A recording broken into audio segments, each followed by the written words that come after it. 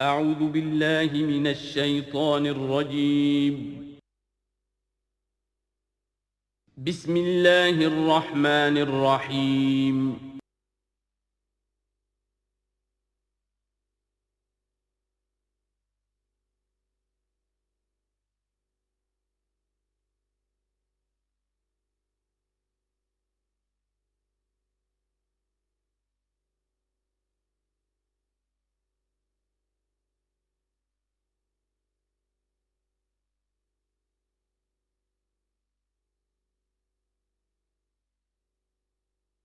بسم اللہ الرحمن الرحیم یا بنی اسرائیل اذکروا نعمتی التی انعمت علیکم وانی فضلتکم علی العالمین واتقوا یوما لا تجزی نفس عن نفس شیئا ولا يقبل منها شفاعة ولا یؤخذ منها عدل ولا هم ينصرون صدق اللہ العظیم رب اشرح لی صدری ویسر لی امری واحلل عقدۃ من لسانی یفقہوا قولی۔ جیسا کہ میں نے عرض کیا تھا، سورہ بقرہ کے 5ویں رکوع سے اور 14ویں رکوع تک تو مسلسل، بلکہ 15ویں رکوع کی بھی پہلی 2 آیات شامل کرنی ہوں گی۔ یہ 10 رکوعوں سے 2 آیات زائد ہیں کہ جن میں خطاب کل کا کل بنی اسرائیل سے ہے۔ البتہ اس میں یہ فرق ہے کہ پہلا رکوع جو ہے وہ ان کو دعوت پر مشتمل ہے، نبی اکرم صلی اللہ علیہ وسلم پر ایمان لانے کی پرزور دعوت۔ بقیہ یہ 9 رکوع جو ہیں یہ ان پر فرد قرارداد جرم ہے جو عائد کی جا رہی ہے۔ ہم نے تمہارے ساتھ یہ احسان و اکرام کیا، تم پر یہ فضل کیا، یہ کرم کیا، تمہیں یہ حیثیت دی، تمہیں یہ مقام دیا، تم نے اس طور سے اپنے اس مشن کی خلاف ورزی کی، اپنے مقام اور مرتبے کو چھوڑ کر اور دنیا پرستی اختیار کی۔ یہ جو 9 رکوع ہیں ان میں بنی اسرائیل کی تاریخ کا تو یوں سمجھیے کہ ایک بہت بڑا حصہ اور نمایاں اس کے فیچرز آئیں گے، لیکن یہ سمجھ لیجئے کہ اصل میں یہ امت مسلمہ کو بھی ایک پیشگی تنبیہ ہے کہ کوئی مسلمان امت جب بگڑتی ہے تو یہ چیزیں اس میں آ جاتی ہیں۔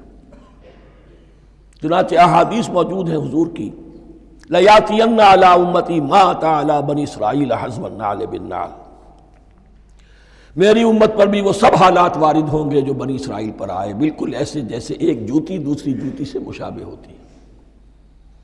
ایک اور حدیث میں فرمایا لَتَتَّبِعُنَّ سُنَنَ مَنْ قَبْلِكُمْ، تم لازماً اپنے سے پہلوں کی پیروی کرو گے۔ اور اس میں اس حد تک بھی آپ نے وضاحت کر دی کہ اگر وہ سابق امت مسلمہ، سابق امت، اگر وہ گوہ کے بل میں گھسی تھی تم بھی گھسو گے، اور اگر ان میں کوئی بدبخت ایسا اٹھا جس نے اپنی ماں سے زنا کیا تو تم میں سے بھی کوئی شقی ایسا ضرور اٹھے گا جو یہ حرکت کرے گا۔ اس اعتبار سے ان رکوعوں کو پڑھتے ہوئے یہ نہ سمجھیے یہ اگلوں کی داستان ہے، پچھلوں کی کہانیاں ہیں، نہیں۔ خوش طرح باشد کے سر دل براں، گفت آیت در حدیث دیگراں، یہ ہمارے لیے ایک آئینہ ہے اور ہمیں ہر مرحلے پر سوچنا ہوگا، دروں بینی کرنی ہوگی، انٹروسپیکشن، کہ کہیں اسی گمراہی میں ہم مبتلا تو نہیں۔ دیکھتے جائیے گا۔ دوسرا نقطہ پہلے سے یہ سمجھ لیجئے، یہ جو 2 آیتیں میں نے 6 رکوع کی تلاوت کی ہیں، بعین ہی یہی 2 آیتیں 15ویں رکوع میں آئیں گی، اور اس کو یوں سمجھیے کہ یہ 2 بریکٹس ہیں۔ 9 رکوعوں کا مضمون ان 2 بریکٹس کے درمیان ہے۔ یہ 2 آیتیں یہاں سے بریکٹ شروع ہو رہی ہیں، وہ 2 آیتیں ان پر بریکٹ ختم ہو رہی ہیں، بعین ہی وہی آیات۔ ایک آیت میں تو شوشے کا بھی فرق نہیں، دوسری آیت میں صرف ترتیب بدلی ہے، مضمون وہی ہے۔ اس کے مابین جو کچھ ہے، اس سے باہر یہ جو 5واں رکوع تھا، اس کے مضامین گویا کہ ضرب کھا رہے ہیں بریکٹ کے اندر کے سارے مضامین سے۔ یہ حساب کا بہت ہی عام فہم سا قاعدہ ہے، بریکٹ کے باہر کوئی رقم لکھی ہوئی ہے جس کے بعد کوئی زبر، کوئی جمع یا تفریق اگر نہیں ہے تو وہ ضرب کھائے گی، بریکٹ کے اندر جتنی بھی ویلیوز ہیں ان کے ساتھ ضرب کھائے گی۔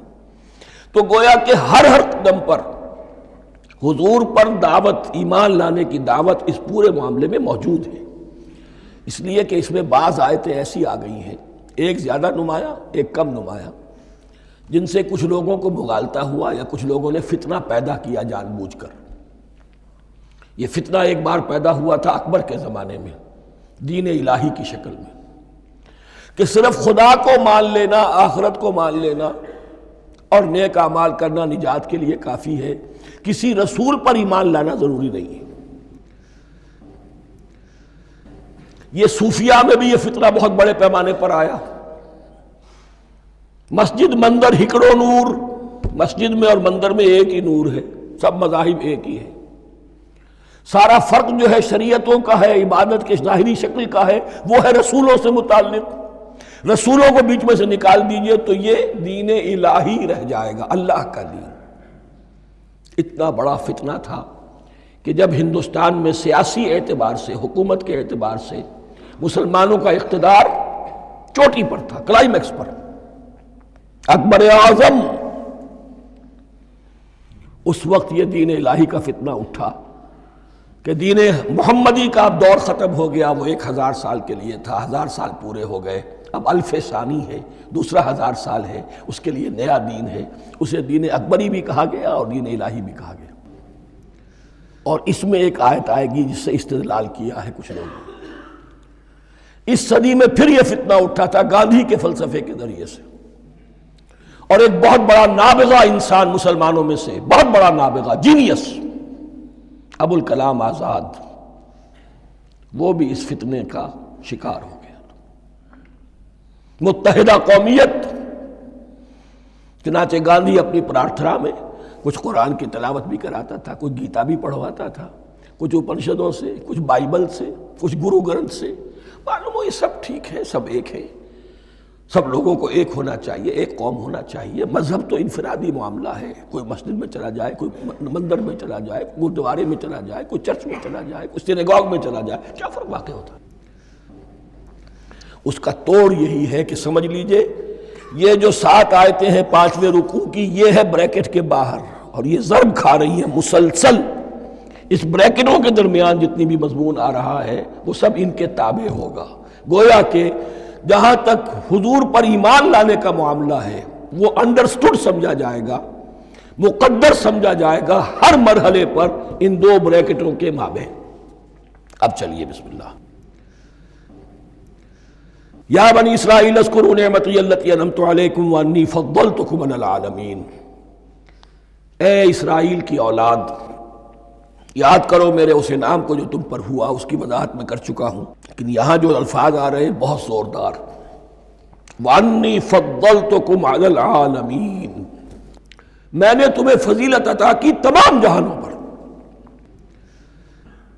یہاں ایک قاعدہ نوٹ کر لیجئے، عربی نحو کا قاعدہ یہ ہے کہ کہیں ظرف جس میں کوئی شے ہے، ظرف کی جمع لے لیتے ہیں، مراد ہوتا ہے مظروف، ظرف کے اندر جو شے ہے اس کی جمع۔ تمام جہانوں پر فضیلت، کیا فرشتوں پر بھی فضیلت؟ نہیں، جہان والوں پر، تمام اقوام عالم پر تمہیں فضیلت عطا کی، یہ مطلب ہے اس کا۔ تمام عالموں پر، تمام جہانوں پر، یعنی تمام جہان والوں پر، اس انسان عالم انسانیت کے اندر جتنے بھی مختلف گروہ ہیں، نسلیں ہیں، طبقات ہیں، ان میں فضیلت۔ وَاتَّقُوا يَوْمًا لَا تَجْزِي نَفْسٌ عَن نَفْسٍ شَيْئًا، میں عرض کر چکا ہوں، اب تیسری مرتبہ پھر عرض کر رہا ہوں، اصل شیخ آخرت، محاسبہ آخرت، یہ مستحضر ہوگا تو انسان سیدھا رہے گا۔ اس میں کمزوری آ جائے، ضعف آ جائے تو باقی ایمان باللہ، ایمان بالرسالت، یہ نہ معلوم کیا کیا شکلیں اختیار کر لیں۔ دیکھیے اس آیت کے اندر 4 اعتبارات سے محاسبہ آخرت کا زور ہے۔ وَاتَّقُوا يَوْمًا، ڈرو اس دن سے، لا تجزی نفس عن نفس شیئا، جس دن کوئی جان کسی دوسرے کے کام نہ آ سکے گی، ولا يقبل منها شفاعہ، اور نہ کسی سے کوئی سفارش یا شفاعت قبول کی جائے گی، کیٹیگوریکل ڈینائل، ولا يؤخذ منها عدل، نہ کسی سے فدیہ قبول کیا جائے گا، ولا هم ينصرون، اور نہ انہیں کوئی مدد مل سکے گی۔ ہم نے طرح طرح کے عقیدے، شفاعت باطلہ کا تصور، اہل عرب سمجھتے تھے ہمیں یہ فرشتے جو ہے خدا کی بیٹیاں ہیں، یہ لات اور منات اور عزا ہم نے ان کے بت بنا رکھے ہیں، پوچھتے ہیں یہ اپنے ابا جان سے اللہ کی بیٹیاں ہیں نا، لاڈلی بیٹیاں، چھڑا لیں گے ہمارے ہاں بھی تصور ہے اولیاء اللہ چھڑا لیں گے۔ یا شفاعت باطلہ، خود حضور کی شفاعت کے بارے میں جو غلط تصورات ہیں، ایک شفاعت حقہ ہے، اس کی وضاحت کا یہ موقع نہیں ہے، وہ آیت الکرسی پہ جب ہم پہنچیں گے انشاءاللہ تعالیٰ اسی سورہ مبارکہ میں تو اس کی وضاحت بھی ہوگی۔ یہ سارے جو ہم نے جو گھڑ رکھے ہیں خیالات، ان کی نفی اس آیت کے حوالے سے کی۔ وَاتَّقُوا يَوْمًا لَا تَجْزِي نَفْسٌ عَن نَفْسٍ شَيْئًا، کوئی انسان دوسرے انسان کے کام نہیں آ سکتا۔ وَلَا يُقْبَلُ مِنْهَا شَفَاعَةٌ، کسی جان کی طرف سے کوئی سفارش قبول نہیں ہوگی۔ وَلَا يُؤْخَذُ مِنْهَا عَدْلٌ، نہ کوئی فدیہ قبول کیا جائے گا۔ وَلَا هُمْ يُنصَرُونَ، نہ انہیں کوئی مدد مل سکے گی۔ اب اس کے بعد اللہ تعالیٰ کے احسانات اور ان کی طرف سے جو ناشکریاں ہوئی ہیں ان کی بڑی تفصیل کے ساتھ اب بات چلے گی، تفصیل نہیں تیزی کے ساتھ۔ یہ واقعات کئی 100 برس کے ہیں، لیکن ایک تو یہ کہ ان کی تفاصیل مکی صورتوں میں آ گئی ہیں، سب سے زیادہ سورہ اعراف میں ملیں گی، اور بھی کئی صورتوں میں آپ کو مل جائیں گی۔ یہاں پر تو پے بپے، جیسے کہ ایک قرارداد جرم کسی پر کی جاتی ہے تو اس میں سب گنوائے جاتے ہیں، تم نے یہ کیا، یہ کیا، یہ کیا۔ وَإِذْ نَجَّيْنَاكُم مِّنْ آلِ فِرْعَوْنَ، اور ذرا یاد کرو جب کہ ہم نے تمہیں نجات دی تھی فرعون کی قوم سے۔ يَسُومُونَكُمْ سُوءَ الْعَذَابِ، وہ تمہیں بدترین عذاب میں مبتلا کیے ہوئے تھے۔ يُذَبِّحُونَ أَبْنَاءَكُمْ وَيَسْتَحْيُونَ نِسَاءَكُمْ، تمہارے بیٹوں کو ذبح کر ڈالتے تھے اور تمہاری عورتوں کو زندہ رکھتے تھے۔ عورتیں تو پھر ان کے کام آتی تھی، گھر میں کام کاج کے لونیاں بنتی تھی، گھروں میں ڈال لیتے تھے، لیکن لڑکوں کو، اور یہ 2 موقع پر ہوا ہے بنی اسرائیل کے ساتھ، یہ بعد میں انشاءاللہ اس کی تفصیل آئے گی۔ وَفِي ذَلِكُمْ بَلَاءٌ مِّن رَبِّكُمْ عَظِيمٌ، اور یقیناً اس میں تمہارے رب کی طرف سے تمہارے لیے بڑی آزمائش تھی۔ وَإِذْ فَرَقْنَا بِكُمُ الْبَحْرَ، اور یاد کرو جب کہ ہم نے تمہارے لیے سمندر کو پھاڑ دیا یا دریا کو پھاڑ دیا۔ یہ ایک مختلف فی بات ہے کہ کس جگہ سے کراس کیا تھا بنی اسرائیل نے ایجپٹ سے سینائی پیننسولا آنے کے لیے، جزیرہ نما سینا میں۔ ایک رائے یہ کہ دریائے نیل کو کراس کر کے گئے ہیں، لیکن یہ بات غلط ہے، دریائے نیل تو مصر کے اندر ہے، وہ کبھی بھی مصر کی حد نہیں بنا۔ کسی کی رائے یہ ہے کہ جو خلیج سویز ہے، بحر قلزم جو ہے، ریڈ سی، وہ اوپر جا کر 2 کھاڑیوں میں تبدیل ہو جاتا ہے، خلیج عقبہ مشرق کی طرف اور خلیج سویس مغرب کی طرف، اور ان کے درمیان میں یہ سینائی پیننسولا جو ہے یہ تکون ہے، جیسے ہندوستان بھارت تکون ہے ایسے یہ پیننسولا ہے، انڈین پیننسولا، سینائی پیننسولا۔ اور یہ سویس کینال تو بعد میں بنی ہے، خلیج سویس اور میڈیٹرینین بحیرہ روم کے درمیان یہ کچھ چھوٹی چھوٹی، اگرچہ چھوٹی تھی سمندر کے لحاظ سے، بہت بڑی بڑی جھیلیں تھیں، اور ان جھیلوں ہی کو پھر جوڑ جوڑ کر درمیان میں جو خشکی تھی اس کو کاٹ کر سویس کینال بنائی گئی ہے۔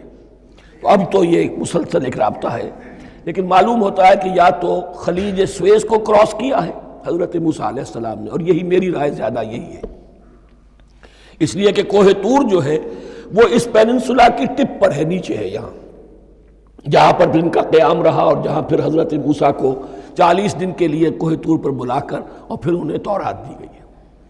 تو معلوم ہوتا ہے کہ جو خلیج سویز ہے اسے کراس کیا ہے۔ کراس کس طرح کیا ہے کہ حضرت موسیٰ کے عصا کی ایک ضرب سے سمندر پھٹ گیا۔ فَكَانَ كُلُّ فِرْقٍ كَالطَّوْدِ الْعَظِيمِ، دونوں طرف چٹانوں کے مانند پہاڑ کی طرح جو ہے وہ سمندر کھڑا ہو گیا، اس کے راستے سے یہ نکل گئے۔ اور پھر جب فرعون اور اپنا لشکر لے کر جب آیا ہے، اس نے سوچا ہم بھی نکل جائیں، وہ غرق ہو گئے، اس لیے کہ دونوں طرف کا پانی آپس میں مل گیا۔ یہ تھی کیفیت، اور معجزانہ کیفیت تھی، یہ کوئی فطرت کے یا نیچر کے اصول کے مطابق بات نہیں تھی، اور میں عرض کر چکا ہوں، آپ کو بتا چکا ہوں معجزہ کسے کہتے ہیں۔ وَإِذْ فَرَقْنَا بِكُمُ الْبَحْرَ فَأَنْجَيْنَاكُمْ، جب ہم نے تمہارے لیے یا تمہارے ساتھ سمندر کو پھاڑ دیا تمہارے لیے، تمہارے گزرگاہ بنانے کے لیے، تو تمہیں تو نجات دے دی۔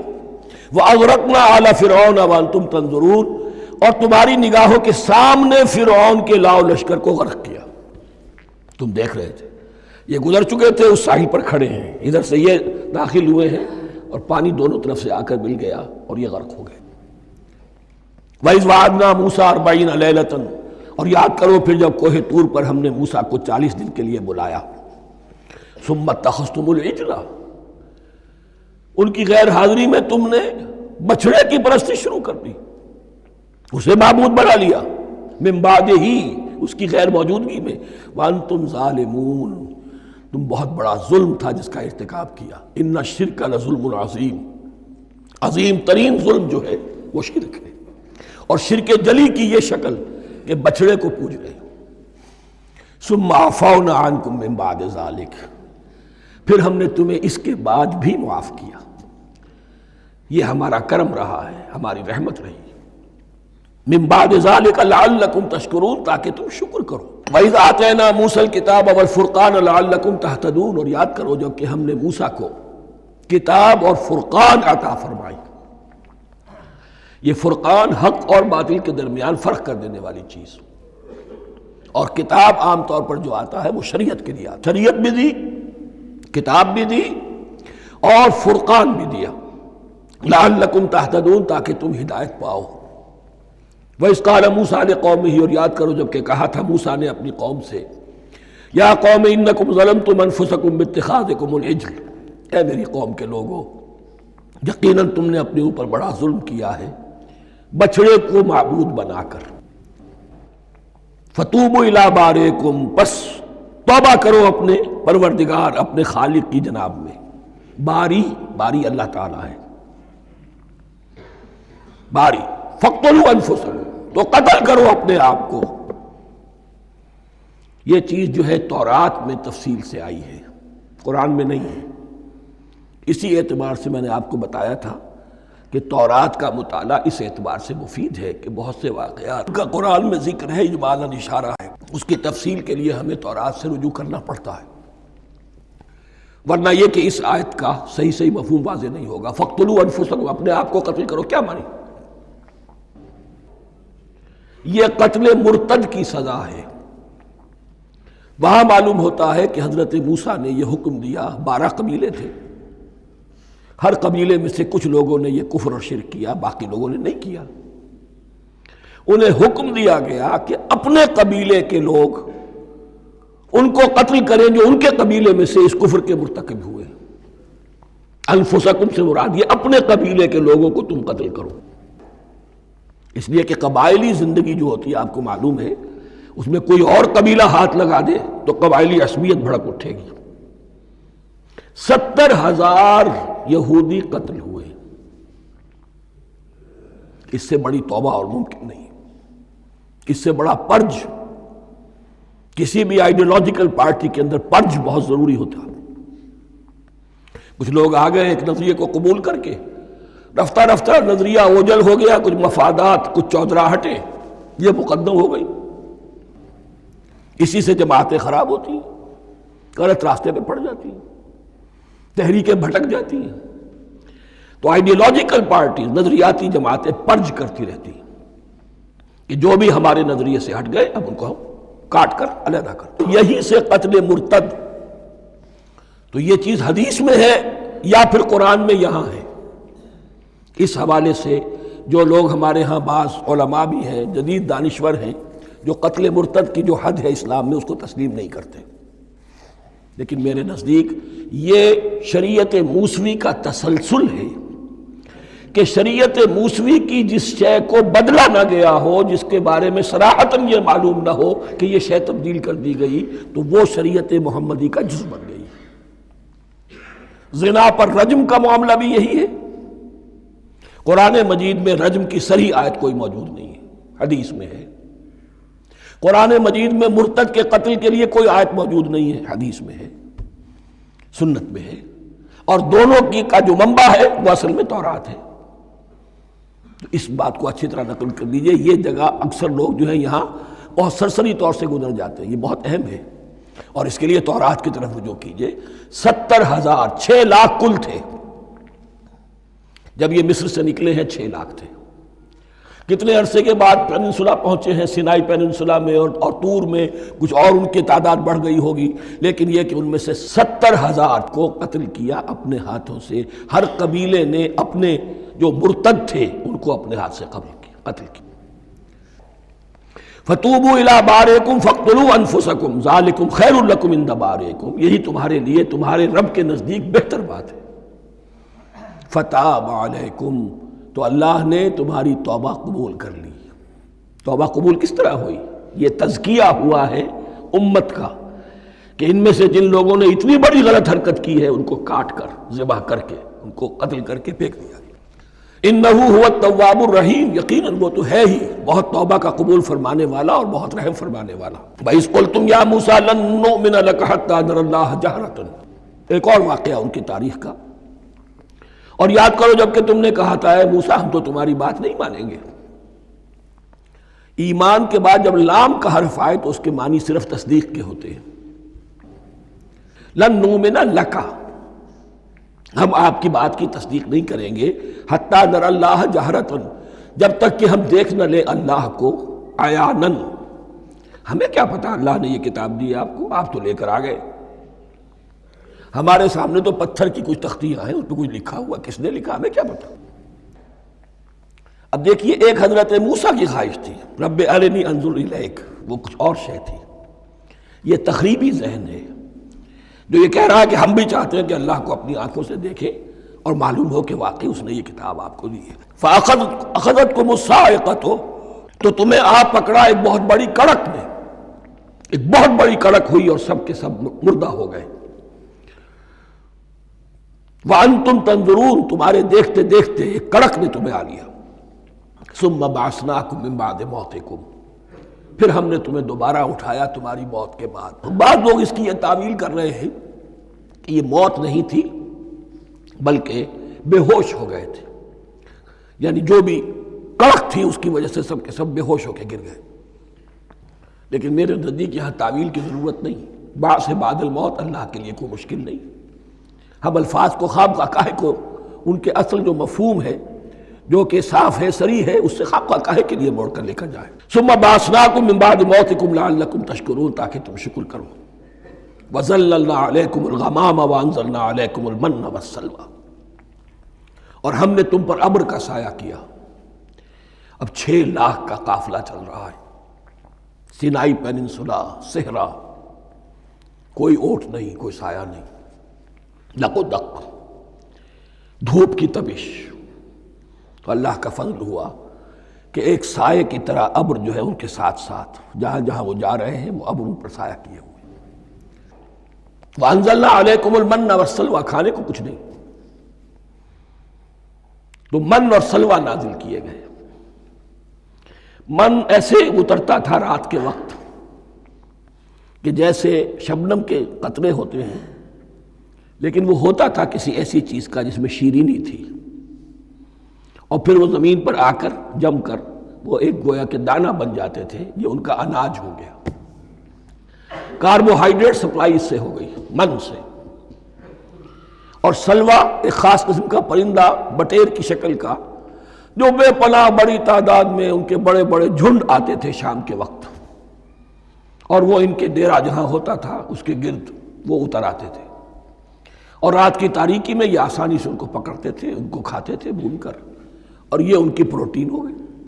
پوری غذا جو ہے اللہ تعالیٰ نے ان کو فراہم کر دی۔ وَأَنزَلْنَا عَلَيْكُمُ الْمَنَّ وَالسَّلْوَىٰ كُلُوا مِن طَيِّبَاتِ مَا رَزَقْنَاكُمْ، کھاؤ ان پاکیزہ چیزوں کو جو ہم نے تمہیں عطا کی ہیں۔ وَمَا ظَلَمُونَا، ہم نے تو ان پر کوئی ظلم نہیں کیا۔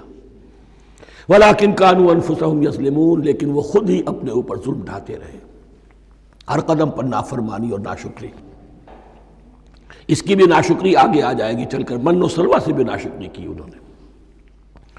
وَإِذْ قُلْنَا ادْخُلُوا هَٰذِهِ الْقَرْيَةَ فَكُلُوا مِنْهَا حَيْثُ شِئْتُمْ رَغَدًا وَادْخُلُوا الْبَابَ سُجَّدًا وَقُولُوا حِطَّةٌ نَغْفِرْ لَكُمْ خَطَايَاكُمْ، اور یاد کرو جب کہ ہم نے تم سے کہا تھا اس شہر میں داخل ہو جاؤ اور پھر کھاؤ اس میں سے بافراغت جہاں سے چاہو جو چاہو، لیکن دیکھنا دروازے میں داخل ہونا جھک کر اور کہتے رہنا مغفرت مغفرت مغفرت، ہم تمہاری خطاؤں سے درگزر فرمائیں گے۔ اس آیت کو سمجھنے کے لیے ذرا تاریخی بات سمجھ لیجئے۔ صحرائے سینا میں آنے کے بعد اور یہ جو کتاب تورات انہیں مل گئی تھی، اس کے بعد حضرت موسیٰ علیہ السلام کے ہی زمانے میں انہیں جہاد اور قتال کا حکم ہوا۔ اس سے پوری قوم نے انکار کر دیا۔ یہ سورہ مائدہ میں آئے گا۔ اس پر اللہ تعالیٰ نے ایک سزا مسلط کر دی ان پر کہ 40 برس تک اسی صحرا میں بھٹکتے پھریں گے۔ اگر یہ ابھی قتال کرتے، جہاد کرتے، تو پورا فلسطین ان کے ہاتھ پر ابھی فتح کرا دیتے، لیکن چونکہ انہوں نے بزدلی دکھائی ہے، اب سزا یہ ہے فَإِنَّهَا مُحَرَّمَةٌ عَلَيْهِمْ 40 سَنَةً يَتِيهُونَ فِي الْأَرْضِ۔ اب 40 برس تک یہ اسی صحرا میں بھٹکتے پھریں گے، اور ارض فلسطین جو ان کے لیے ارض موعود تھی وہ ان پر حرام کر دی گئی 40 سال کے لیے۔ اس 40 سال کے عرصے میں حضرت موسیٰ کا بھی انتقال ہو گیا، حضرت ہارون کا بھی ہو گیا، اور اس عرصے میں ایک نئی نسل پیدا ہوئی۔ وہ جو غلامی کا داغ اٹھائے ہوئی نسل آئی تھی مصر سے، جن کے اندر مورل کیریکٹر جو ہے وہ بہت کمزور ہو جاتا ہے، وہ پوری نسل ختم ہو گئی۔ نئی نسل اب پیدا ہوئی، 40 برس صحرا میں پیدا ہوئے، یہی پلے بڑھے، ان میں اب ایک جذبہ تھا۔ حضرت موسیٰ کے پھر جو خلیفہ تھے یوشع ابن نون، جوشوا، تورات میں ان کا نام جوشوا ہے، یوشع، ان کی سرکردگی میں اب بنی اسرائیل کی اس نئی نسل نے قتال کیا، جنگ کی، اور پہلا شہر جو فتح ہوا وہ اریحا۔ آج بھی وہ شہر جو ہے جیریکو جو آپ دیکھتے ہیں خبروں کے اندر آتا ہے بار بار، اریحا اس کا پرانا نام ہے۔ یہ شہر فتح ہوا، اس فتح کی بات کا تذکرہ ہو رہا ہے۔ یاد کرو جب کہ ہم نے تم سے کہا تھا اس بستی میں، اس شہر میں داخل ہو جاؤ فاتحانہ، اور پھر جو کچھ یہاں ہے، جو نعمتیں ہیں، ان سے متمتع ہو، کھاؤ پیو، لیکن داخل ہونا سجدہ کرتے ہوئے، مراد کیا؟ جھک کر، یعنی ایسا نہ ہو کہ تکبر کی وجہ سے تمہاری گردنیں اکڑ جائیں، گردنیں جھکا کر اللہ کا احسان مانو، یہ نہ سمجھو کہ یہ فتح تم نے حاصل کی۔ اس کی تفسیر اصل میں نظر آتی ہے حضور کی شخصیت میں، کہ جب فتح مکہ کے موقع پر مکے میں داخل ہوئے ہیں تو جس سواری پر آپ بیٹھے ہوئے تھے، آپ کی پیشانی اس کی گردن کے ساتھ جڑی ہوئی تھی۔ یہ وقت ہوتا ہے جب کہ تکبر اور تعلی، فاتح کی حیثیت سے آنا، اور بندہ مومن کے لیے یہی وقت ہے تواضع کا، جھکنے کا۔ وَقُولُوا حِطَّةٌ، حتیٰ یحط تو کہتے ہیں جھاڑ دینے کو، تو اس کے معنی کیا ہے؟ اے اللہ ہمارے گناہ جھاڑ دے، مغفرت، اے اللہ ہمیں مغفرت، ہماری مغفرت فرما، جو خطائیں ہو گئی بخش دے۔ قولوا حِطَّةٌ، تمہاری زبان پر استغفار ہونا چاہیے، تمہاری گردنیں جھکی ہوئی ہونی چاہیے۔ نغفر لکم خطایاکم، اگر تم اس پر عمل کرو گے ہم تمہاری خطائیں جو ہیں انہیں معاف فرما دیں گے۔ وسنزید المحسنین، اور جو تم میں محسن ہوں گے انہیں اور بھی زیادہ دیں گے، اور انعام و اکرام آئیں گے۔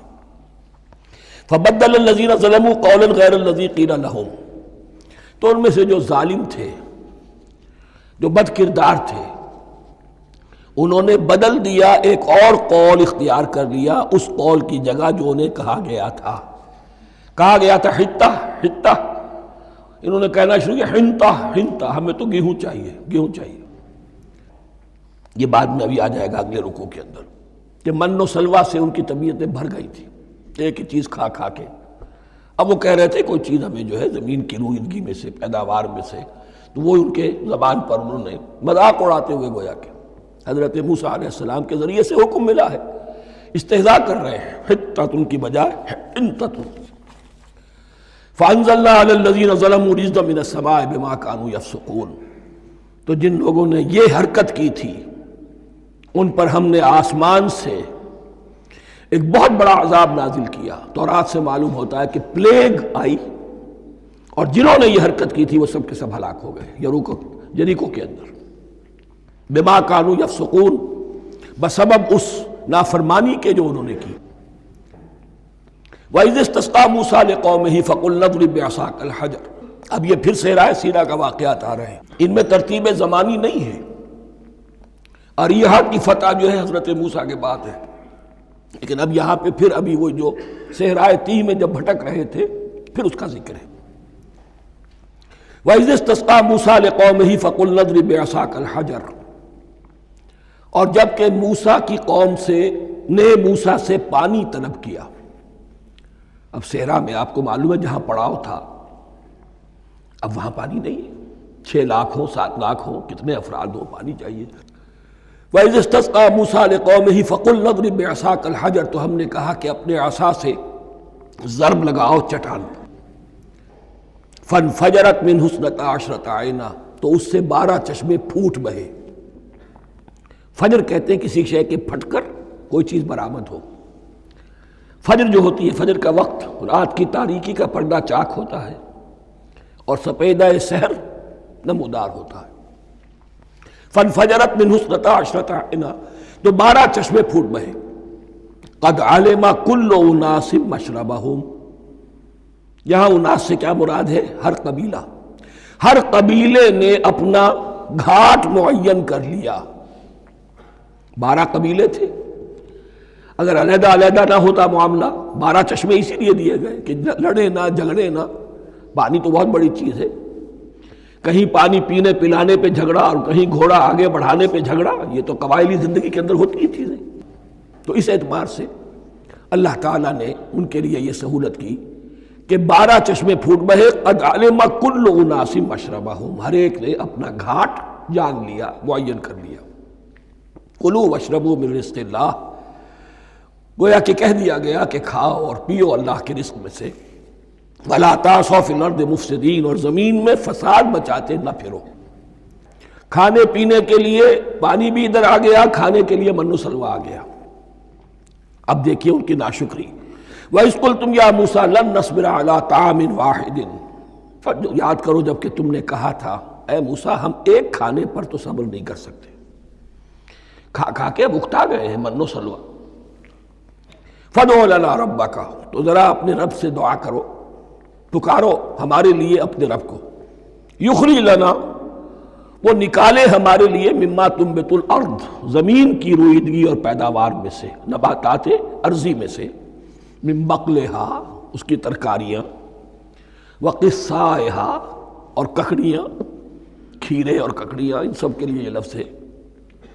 وفومہا، ایک ترجمہ گیہوں کیا گیا ہے لیکن میرے نزدیک زیادہ صحیح ترجمہ ہے لہسن، اور سرائے کی زبان میں بھی اور ممکن ہے کہ سندھی میں بھی ہو تھوم، تھوم کہتے ہیں لہسن کو، یہ فوم کی بدلی ہوئی شکل ہے، اس لیے کہ یہی علاقہ ہے جس میں عرب آئے تھے، تو عربوں کی زبان کے بہت سے الفاظ جو ہیں اس سرائے کی زبان میں خاص طور پر وہ بہت زیادہ، تو تھوڑی سی شکل بدل کر وہ کافی تعداد میں موجود ہے۔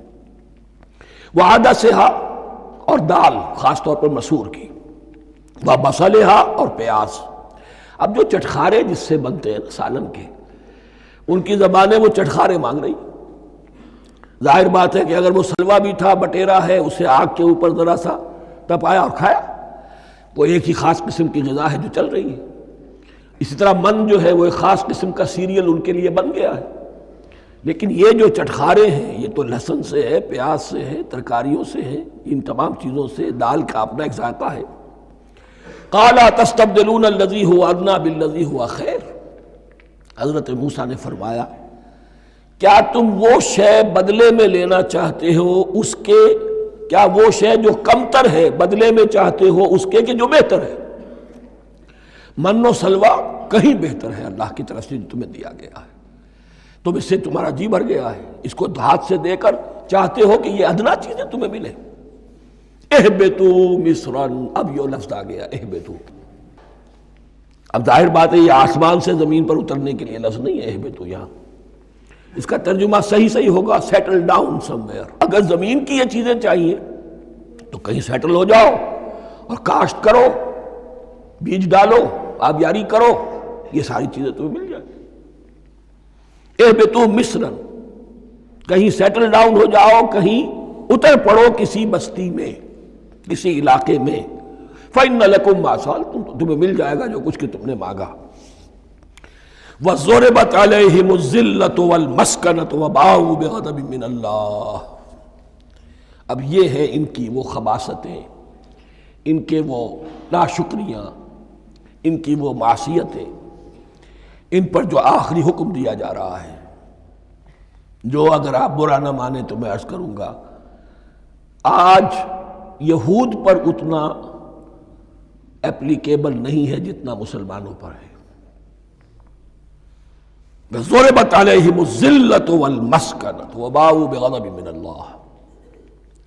ذلت اور مسکنت، کم ہمتی ان پر تھوپ دی گئی۔ ضربت علیہم، it was heaped upon them. The humiliation was heaped upon them. ضربت علیہم الذلۃ والمسکنہ وباؤوا بغضب من اللہ، اور وہ اللہ کا غضب لے کر لوٹے۔ وہی امت جس کے بارے میں فرمایا وَأَنِّي فَضَّلْتُكُمْ عَلَى الْعَالَمِينَ، اسی امت کا پھر یہ حشر ہوا۔ کیوں ہوا؟ نافرمانی۔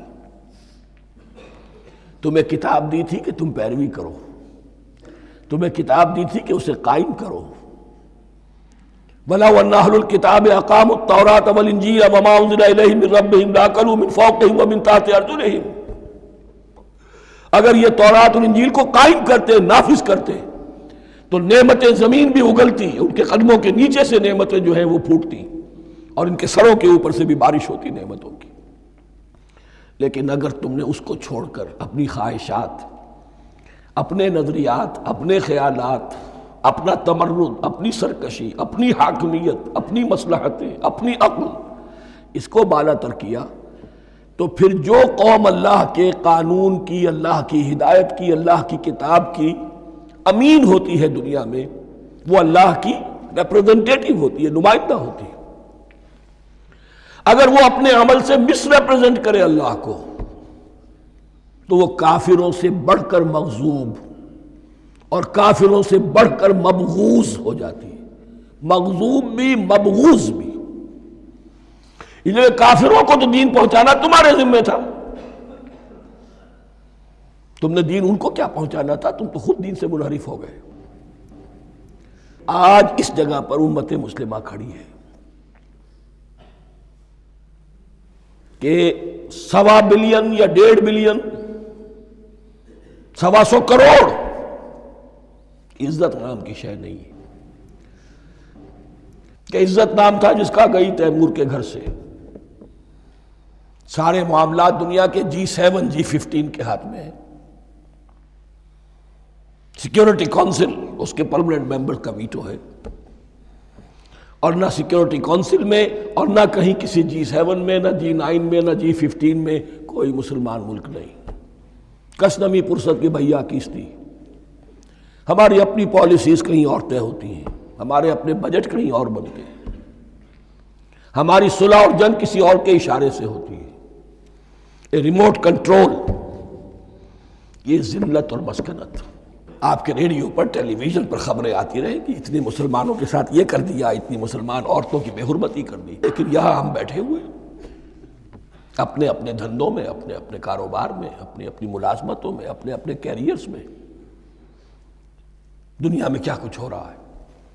بہرحال اس وقت یہ جو ہے، میں نے جیسا کہ عرض کیا تھا کہ یہ ہے تاریخ بنی اسرائیل کی، لیکن خوش طرح باشد کے سر دل براں، گفت آیت در حدیث دیگراں، یہ ہمارا نقشہ ہے آج اس آیت میں۔ ضربت علیہم الذلۃ والمسکنۃ وباؤوا بغضب من اللہ۔ اور یہ کیوں؟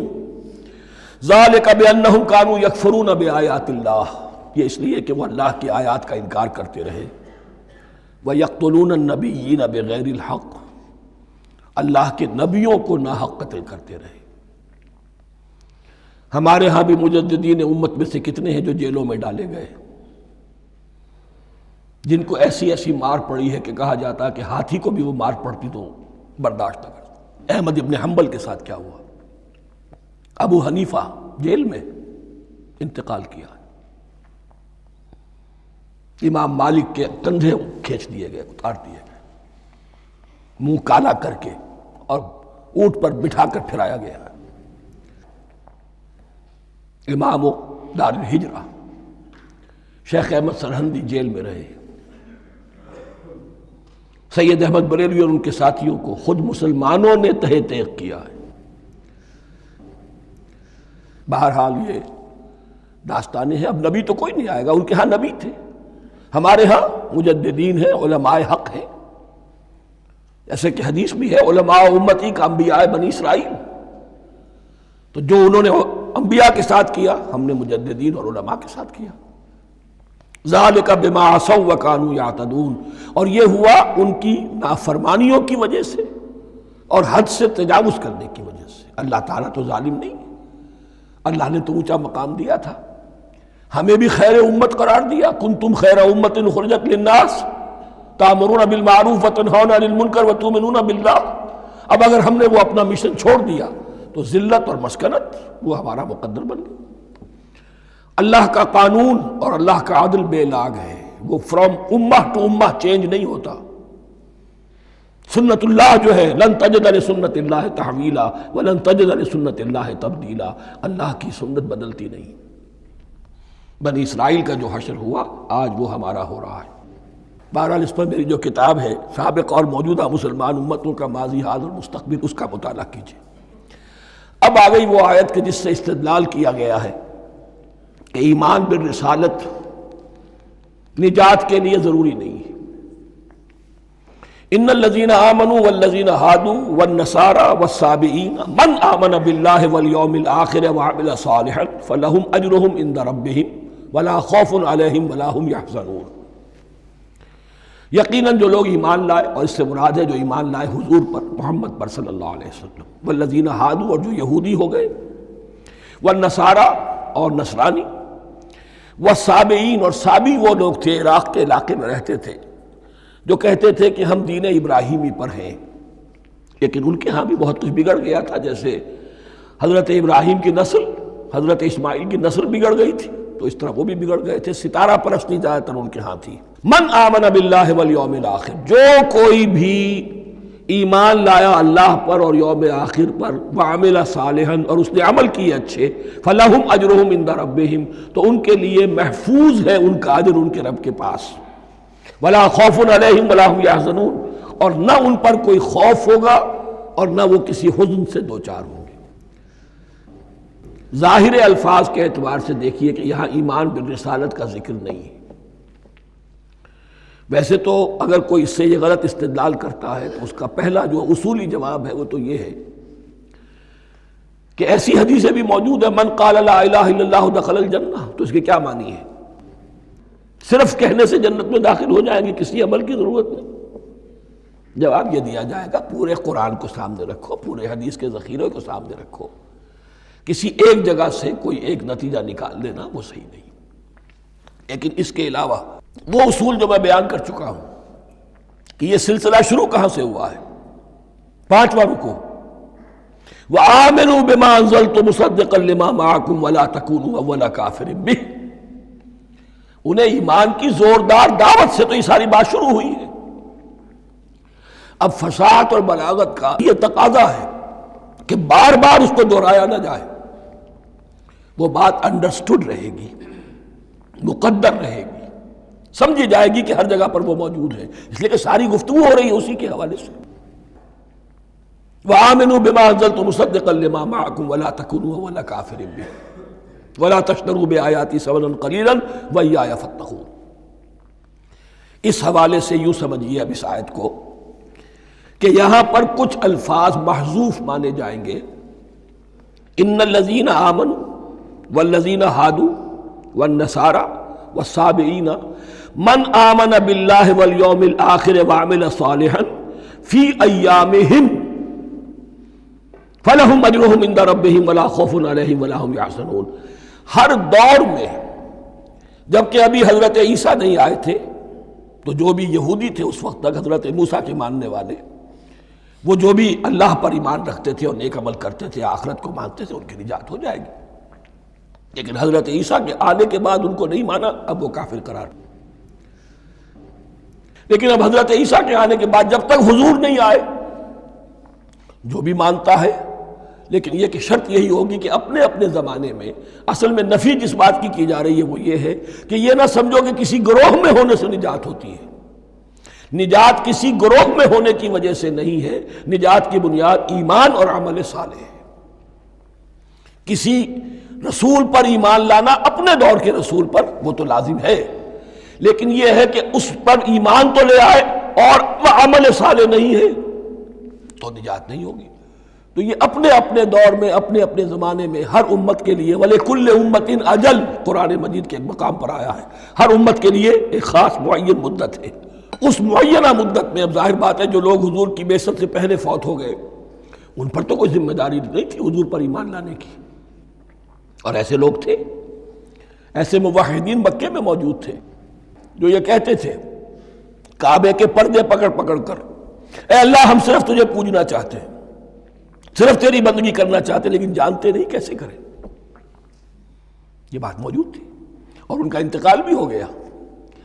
یہ زید، سعید ابن زید، سعید جو حضرت عمر کے بہنوئی تھے اور وہ عشرہ مبشرہ میں سے ہیں، ان کی اہلیہ حضرت فاطمہ بنت خطاب، ان دونوں کے ایمان کو اللہ نے ذریعہ بنایا حضرت عمر کے ایمان کا، اور یہ والد تھے سعید کے زید، وہ یہ کہتے ہوئے دنیا سے چلے گئے حضور کی ابھی بعثت ہی نہیں ہوئی تھی، اے اللہ میں صرف تیری بندگی کرنا چاہتا ہوں، کیسے کروں یہ نہیں جانتا۔ اسی کو ذہن میں رکھیے، اہدنا الصراط المستقیم جو میں نے کہا تھا، ایک سلیم الفطرت انسان، سلیم العقل انسان توحید تک پہنچ جاتا ہے، آخرت کو پہچان لیتا ہے، لیکن اب کیا کروں؟ اس شریعت کے لیے، ان احکام کے لیے وہ دستے سوال دراز کرنے پر مجبور ہے۔ الحمدللہ رب العالمین الرحمن الرحیم مالک یوم الدین ایاک نعبد و ایاک نستعین اہدنا الصراط المستقیم۔ اسی صراط المستقیم کی دعا کا یہ جواب اب آئے گا، شروع ہوگا سورہ بقرہ سے، یہ کرو یہ نہ کرو، یہ فرض ہے، یہ تم پر لازم کیا گیا، یہ چیز حرام کی گئی، وغیرہ وغیرہ۔ ان الذين آمنوا والذين هادوا والنصارى والصابئين من آمن بالله واليوم الآخر وعمل صالحا، اور محذوف الفاظ فی ازمنتہم، اپنے اپنے زمانے میں، یا فی ایامہم، فلہم اجرہم عند ربہم ولا خوف علیہم ولا هم یحزنون۔ وَإِذْ أَخَذْنَا مِیثَاقَکُمْ وَرَفَعْنَا فَوْقَکُمُ الطُّورَ، اور ذرا یاد کرو جب کہ ہم نے تم سے عہد لیا، قول و قرار لیا، اور تمہارے اوپر اٹھا دیا طور کو، پہاڑ کو۔ جب تورات دی گئی تو اس وقت ایک کیفیت معجزانہ طور پر ایسی پیدا کی گئی، ان کے اوپر ایک رعب ڈالنے کے لیے اور خشیت قلب میں پیدا کرنے کے لیے کوہ طور اٹھا کر معلق کر دیا گیا۔ اس وقت کہا گیا خذوا ما آتیناکم بقوۃ، تو اس قول و قرار کے وقت ایک معجزے کی شکل یہ ہوئی تھی۔ وَإِذْ أَخَذْنَا مِیثَاقَکُمْ وَرَفَعْنَا فَوْقَکُمُ الطُّورَ خُذُوا مَا آتَیْنَاکُمْ بِقُوَّةٍ وَاذْکُرُوا مَا فِیہِ لَعَلَّکُمْ تَتَّقُونَ، پکڑو اس کو مضبوطی کے ساتھ جو ہم نے تمہیں دیا ہے، اس حدیث، اس کتاب کو، تورات کو، اس شریعت کو، ان احکام کو۔ وَاذْکُرُوا مَا فِیہِ، اور یاد رکھو اسے جو کچھ کہ اس میں ہے، لَعَلَّکُمْ تَتَّقُونَ، تاکہ تم بچ سکو۔ ثُمَّ تَوَلَّیْتُم مِّن بَعْدِ ذَلِکَ، پھر تم نے روگردانی کی اس کے بعد، اس میثاق کو توڑا، میثاق الست کو توڑا تھا، اور دوسرے یہ میثاق شریعت جو تم سے لیا گیا اس کو بھی توڑا۔ ثم تولیتم من بعد ذلک فلولا فضل اللہ علیکم ورحمتہ لکنتم من الخاسرین، پھر اگر اللہ کا فضل تمہارے شامل حال نہ ہوتا اور اس کی رحمت تمہاری دستگیری نہ کرتی رہتی، بار بار تمہیں معاف کیا، تمہیں مہلت دی، تو اگر یہ چیز نہ ہوتی تو اسی وقت سے تم خسارہ پانے والے اور تباہ ہونے والے ہو جاتے۔ وَلَقَدْ عَلِمْتُمُ الَّذِينَ اعْتَدَوْا مِنْكُمْ فِي السَّبْتِ، اور تمہیں خوب معلوم ہے تم میں سے وہ لوگ جنہوں نے سبت کے قانون کو توڑا، حد سے تجاوز کیا۔ یہ واقعہ تفصیل کے ساتھ سورہ اعراف میں آئے گا کہ ان کی شریعت میں ہفتے کا روز معین کر دیا گیا تھا، کوئی دنیاوی کام نہیں ہوگا۔ آج بھی وہ لوگ جو ہے سبت کو، جو بھی پریکٹسنگ جیوز ہیں، وہ اس کی پابندی کرتے ہیں اور بڑی شدت سے کرتے ہیں۔ لیکن ایک زمانے میں ایک خاص ان کا قبیلہ تھا کہ جس نے ایک بڑے ہی شرعی ہیلہ ایجاد کر کے اس قانون کی دھجیاں بکھیری، تفصیل ہم پڑھیں گے سورہ اعراف میں۔ وَلَقَدْ عَلِمْتُمُ الَّذِينَ اعْتَدَوْا مِنْكُمْ فِي السَّبْتِ، اور تمہارے علم میں ہے تمہارے وہ لوگ کہ جنہوں نے سبت کے قانون کے ضمن میں خلاف ورزی کی، فَقُلْنَا لَهُمْ كُونُوا قِرَدَةً خَاسِئِينَ، تو ہم نے کہہ دیا ان کو کہ ہو جاؤ ذلیل بندر، ان کی شکلیں مس کر دی گئی، انہیں بندروں کی شکل میں تبدیل کر دیا گیا۔ فَجَعَلْنَاهَا نَكَالًا لِمَا بَيْنَ يَدَيْهَا، پھر ہم نے اس واقعے کو یا اس بستی کو ایک بنا دیا مثال، لوگوں کے لیے ان کی عبرت کے سامان بنا دیا، ان کے لیے بھی جو سامنے موجود تھے اس زمانے کے لوگ، اور ان کے لیے بھی جو بعد میں آنے والے تھے۔ وَمَوْعِظَةً لِّلْمُتَّقِينَ، اور اسے ایک نصیحت، ایک سبق آموزی کی بات بنا دیا اہل تقویٰ کے لیے۔ وَإِذْ قَالَ مُوسَىٰ لِقَوْمِهِ إِنَّ اللَّهَ يَأْمُرُكُمْ أَن تَذْبَحُوا بَقَرَةً، اور یاد کرو جب کہ موسیٰ نے اپنی قوم سے کہا یقیناً اللہ تمہیں حکم دیتا ہے کہ گائے کو ذبح کرو۔ یہ واقعہ میں پہلے آپ کو بتا دوں، پھر ہم یہ آیات تیزی سے پڑھ لیں گے۔ بنی اسرائیل میں ایک شخص قتل ہو گیا، عامیل نامی، اور قاتل کا پتہ نہیں چل رہا تھا۔ اللہ تعالیٰ نے حضرت موسیٰ کے ذریعے سے انہیں حکم دیا کہ ایک گائے کو ذبح کرو اور اس کے جسم کے ایک ٹکڑے سے اس مردے کو چھوؤ، وہ جی اٹھے گا اور وہ بتا دے گا میرا قاتل کون ہے۔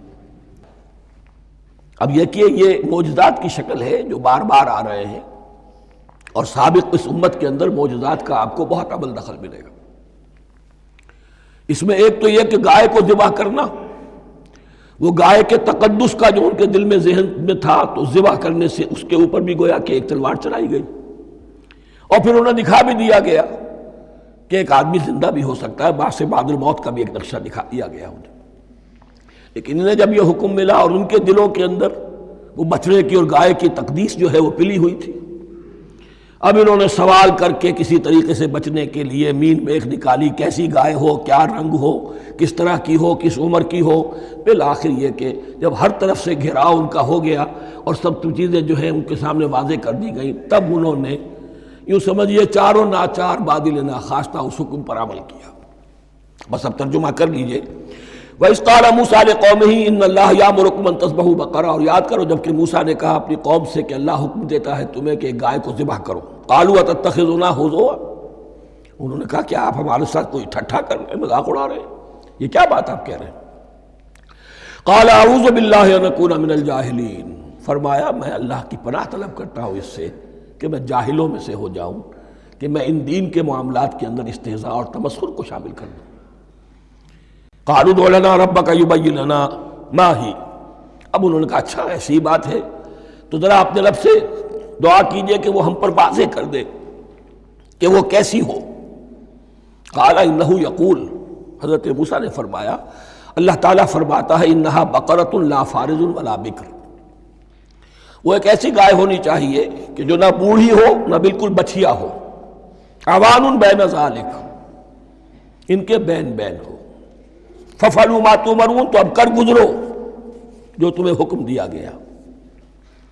قَالُوا ادْعُ لَنَا رَبَّكَ يُبَيِّن لَنَا مَا لَوْنُهَا، اب انہوں نے پھر کہا ذرا ایک دفعہ اور دعا کیجئے اپنے رب سے، وہ ہمیں بتا دے اس کا رنگ کیسا ہونا چاہیے۔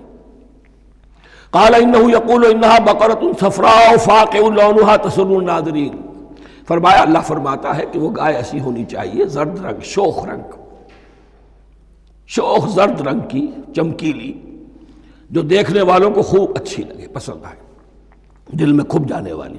اب جو زیادہ سے زیادہ ان کے ہاں مقدس سمجھے جاتے تھی گائے، رفتہ رفتہ سوال کر کے اگر پہلے ہی حکم پر وہ کر دیتے تو کسی بھی گائے کو ذبح کر دیتے، لیکن یہاں گھیراؤ ان کا ہو رہا ہے کہ جس کی تقدس کا ان کے ذہن میں زیادہ سے زیادہ تاثر ہے اسی کو واضح کیا جائے۔ قالوا ادع لنا ربك يبين لنا ما هي، پھر انہوں نے کہا ذرا اللہ سے دعا کیجئے اور وہ ہمیں یہ بتائے کہ وہ کیسی ہو۔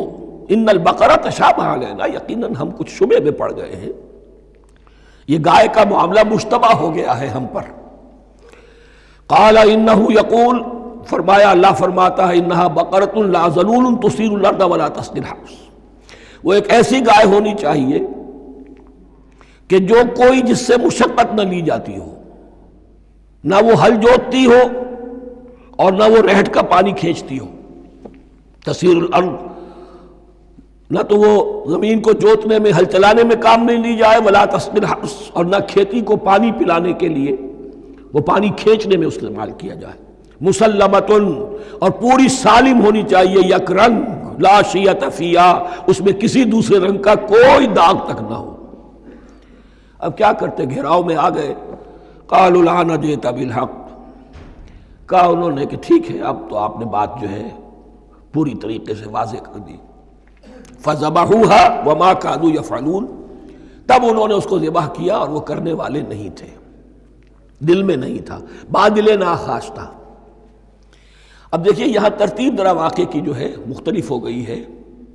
جو اس ذبح بقرہ کا سبب تھا وہ بعد میں بیان ہو رہا ہے۔ تورات میں چونکہ واقعات کو اس طریقے سے بیان کیا ہے لہذا وہاں ترتیب دوسری ہے۔ وَإِذْ قَتَلْتُمْ نَفْسًا فَادَّارَأْتُمْ فِيهَا، اور یاد کرو جب کہ تم نے ایک جان کو قتل کیا تھا اور اس کا الزام تم ایک دوسرے پر لگا رہے تھے، یعنی کسی کا پتہ نہیں چل رہا تھا قاتل کون ہے۔ وَاللَّهُ مُخْرِجٌ مَا كُنتُمْ تَكْتُمُونَ، اور اللہ تعالیٰ فیصلہ کر چکا تھا کہ جو کچھ تم چھپا رہے ہو اسے نکال کر رہے گا، واضح کرے گا۔ فَقُلْ اضْرِبُوهُ بِبَعْضِهَا، تو ہم نے حکم دیا کہ اس کی لاش کو اس گائے کے ایک ٹکڑے سے، اس کے جسم کے ایک حصے سے ضرب لگاؤ۔ كَذَلِكَ يُحْيِي اللَّهُ الْمَوْتَىٰ، اور دیکھو اس طریقے سے اللہ مردوں کو زندہ کر دے گا۔ تھوڑی دیر کے لیے وہ زندہ ہوا اور اس نے اپنے قاتل کا نام بتا دیا۔ وَيُرِيكُمْ آيَاتِهِ لَعَلَّكُمْ تَعْقِلُونَ، اور وہ تمہیں دکھاتا ہے اپنی آیات تاکہ تم عقل سے کام لو۔ اب جو الفاظ آ رہے ہیں بہت سخت ہیں، بہت سخت ہیں، لیکن ان کو پڑھتے ہوئے درون بینی ضرور کیجیے گا، اپنے اندر جھانکیے گا۔ ثُمَّ قَسَتْ قُلُوبُكُمْ، پھر تمہارے دل سخت ہو گئے۔ جب دین میں ہیلے بہانے نکالے جانے لگے اور ہیلوں بہانوں کے ذریعے سے شریعت کے احکام سے بچا جائے، اللہ کو دھوکہ دینے کی کوشش کی جائے، اس کا جو نتیجہ نکلتا ہے وہ دل کی سختی ہے۔ ثم قست قلوبکم، پھر تمہارے دل سخت ہو گئے۔ فہی کالحجارۃ او اشد قسوہ، تو وہ تو اب پتھروں کے مانند ہیں بلکہ سختی میں ان سے بھی زیادہ شدید ہے۔ یہ ویسے بھی فصاحت اور بلاغت کا بھی بڑا ایک عمدہ مقام ہے قرآن کا۔ وَإِنَّ مِنَ الْحِجَارَةِ لَمَا يَتَفَجَّرُ مِنْهُ الْأَنْهَارُ، پتھروں میں سے تو ایسے بھی ہوتے ہیں جن میں سے چشمے پھوٹ بہتے ہیں۔ وَإِنَّ مِنْهَا لَمَا يَشَّقَّقُ فَيَخْرُجُ مِنْهُ الْمَاءُ، اور ایسے بھی ہیں جو شق ہو جاتے ہیں، پتھر چٹانیں، ان میں سے پانی برآمد ہو جاتا ہے۔ وَإِنَّ مِنْهَا لَمَا يَهْبِطُ مِنْ خَشْيَةِ اللَّهِ، اور ان میں وہ بھی ہوتے ہیں جو اللہ کے خوف سے گر پڑتے ہیں۔ وَمَا اللَّهُ بِغَافِلٍ عَمَّا تَعْمَلُونَ، اور اللہ تعالیٰ غافل نہیں ہے اس سے کہ جو تم کر رہے ہو۔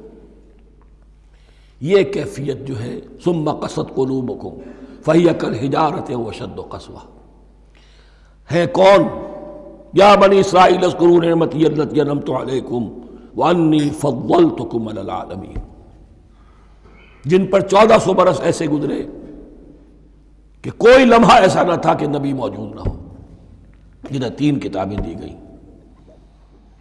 لیکن یہ کہ اپنی بدعملی، عقائد میں بھی مین بیخ کر کے اپنے آپ کو بچانے کے راستے نکال لینا، اعمال میں بھی ہیلوں کے ذریعے سے، کتاب الحیل کے ذریعے سے اپنے آپ کو ذمہ داریوں سے مبرہ کر لینا، اس کا نتیجہ پھر یہ نکلتا ہے۔ اللہ تعالیٰ مجھے اور آپ کو اس انجام بد سے بچائے۔